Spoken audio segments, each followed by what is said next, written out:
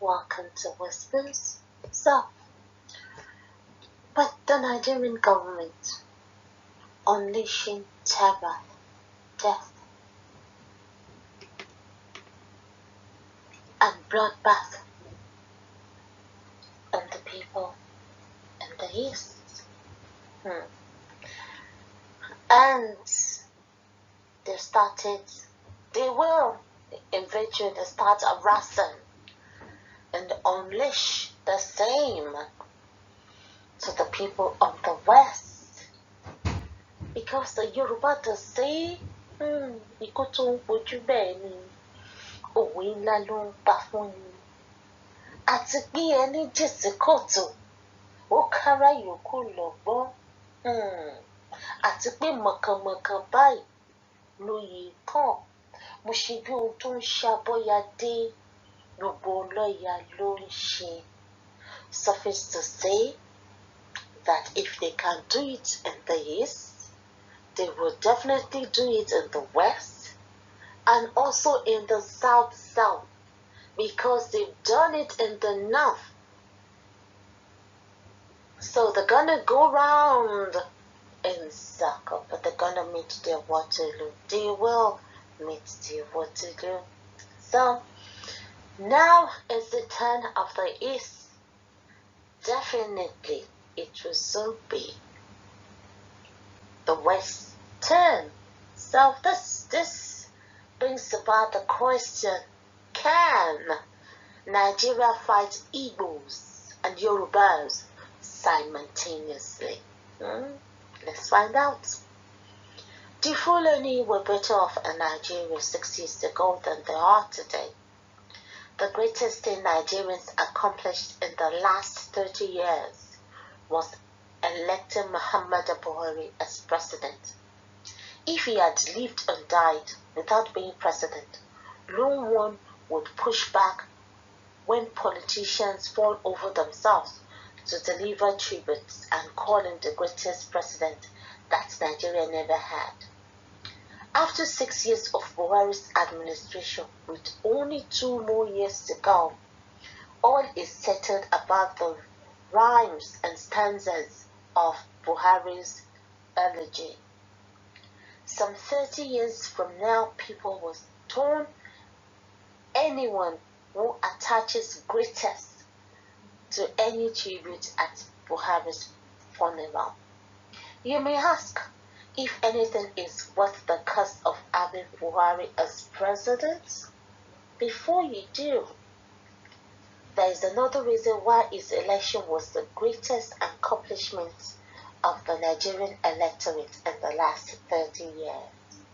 If Buhari had not been president, if his incompetence had not been exposed to the uninitiated, Nigeria would have continued its zigzag path.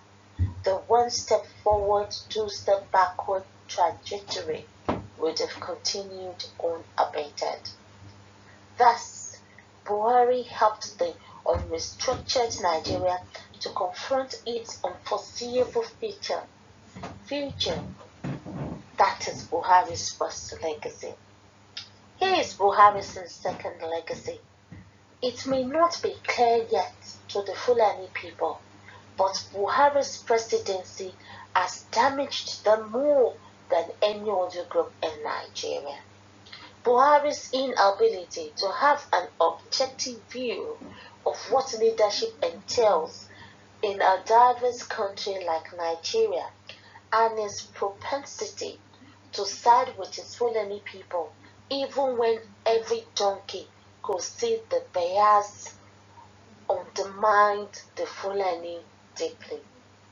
It diminished whatever legitimate claim they have in what is clearly a fast-moving, degenerative Nigeria's structural carnage. The Fulani were better off in Nigeria 6 years ago than they are today. That is Muhammadu Buhari's second legacy. In the context of Nigeria's nationhood, Buhari's second coming was a necessary evil. He came, he saw, and he hastened its ruination for everyone. If Buhari had not been president, Nigeria would have been managing the People's Democratic Party of Goodluck Jonathan and Sambo Dasuki and Diziani Alison Majike, who would have been paying Dangote to rob Otedola even as the country continued to slide down the valley of death. Buhari accelerated the collapse by taking the country on a bungee jump down the deepest part of the valley using a third rope. The rope is breaking. Anyone with functioning ears can hear the splitting threads from miles away. High above the deepest part of the valley, Nigeria barely holds on to Buhari's back. Two things will happen. Either Nigeria loses its grip on Buhari's back and falls into the valley of death, or the rope rips and both Nigeria and Buhari plunge down the valley. Either way, death is the expected end. The only miracle on the horizon is to get Nigeria to a place where it cannot fight the Igbo and the Yoruba nations simultaneously. In a one-on-one fight, Nigeria may defeat any of its components. Nigeria may defeat the Igbo. Nigeria may run over the Yoruba. Nigeria may crush the Ijo, the Ibibio, the thief, the Kanuri, the Fulani, the Bachama, the Idoma, the Urobos, etc. Nigeria cannot defeat the Igbo and the Yoruba at the same time. In a fight between Nigeria on one side and an Igbo-Yoruba alliance on the other, many ethnic minority groups will take the side of the alliance. Whether the fight is in the physical or spiritual realm, whether it is in the democratic realm or the ideological realm, Nigeria has no chance of winning a fight against the combined forces of the Igbo and the Yoruba. On a table with three legs, one leg has no chance of keeping the table standing when the other two legs take a knee.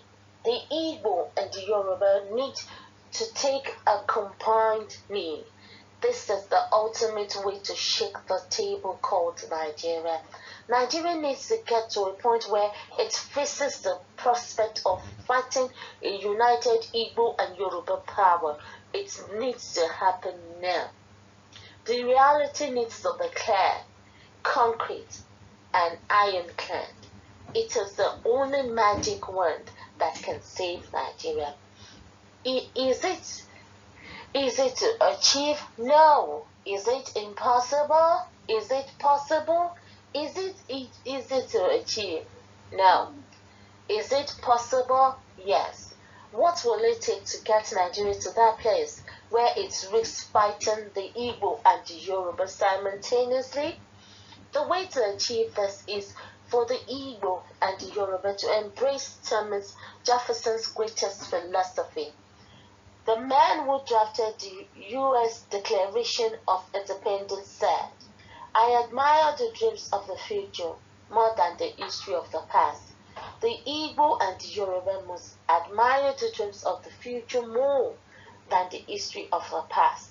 They must do it not just for the children's children, but also for all those children from the east to the west, north to the south, trapped in prisons of mediocrity and death, which are the only gift of an unfair, unjust, and dysfunctional Nigeria.